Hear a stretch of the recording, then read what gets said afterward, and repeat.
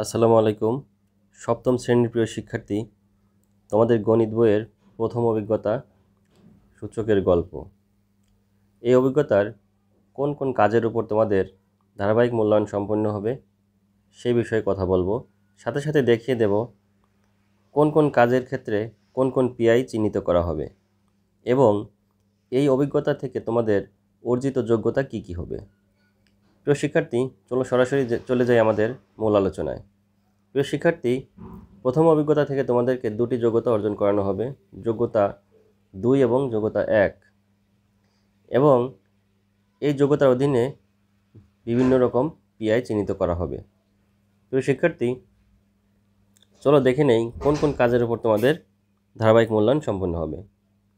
প্রিয় শিক্ষার্থী, তোমাদের বইয়ের প্রথম অভিজ্ঞতার বিভিন্ন ছক 1.14, 1.16, 1.18 এরকম বিভিন্ন ছক রয়েছে। সেই ছকগুলো পূরণ করানোর মাধ্যমে তোমাদের ধারাবাহিক মূল্যায়ন সম্পন্ন হবে এবং এই ছকগুলো পূরণের মাধ্যমে তোমাদের একটি যোগ্যতা অর্জিত হবে এবং সেই যোগ্যতার অধীনে পিআই 2-1 এটি পূরণ করানো হবে বা এটি অর্জন করানো হবে।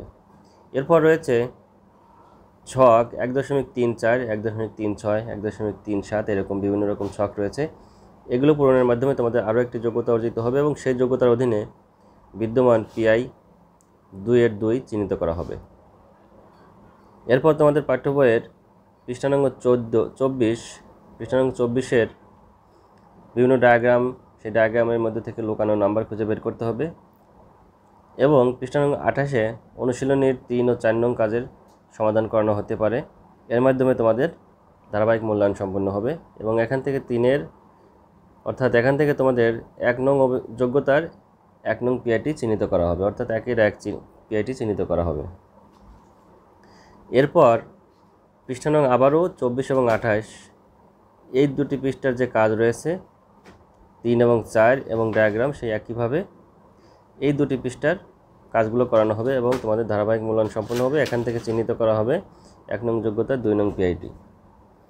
এরপর একইভাবে আবারও 24 এবং 28 নং পৃষ্ঠার কাজ করানো হবে এবং এখান থেকে চিহ্নিত হবে একটি পিআই, সেটি হচ্ছে 1-3, অর্থাৎ 1 নং যোগ্যতা 3 নং পিআইটি চিহ্নিত হবে। প্রিয় শিক্ষার্থী, আশা করি তোমরা সবগুলো কাজই বুঝতে পেরেছো এবং কোন কোন পিআইটি চিহ্নিত করা হবে সেটিও বুঝতে পেরেছো। প্রিয় শিক্ষার্থী, সবাই ভালো মতো পড়ালেখা করো, শ্রেণীকক্ষে শিক্ষকের নির্দেশনা অনুযায়ী কাজ করো। আশা করি সবাই ভালো করতে পারবে। সবাইকে ধন্যবাদ। আসসালামু আলাইকুম।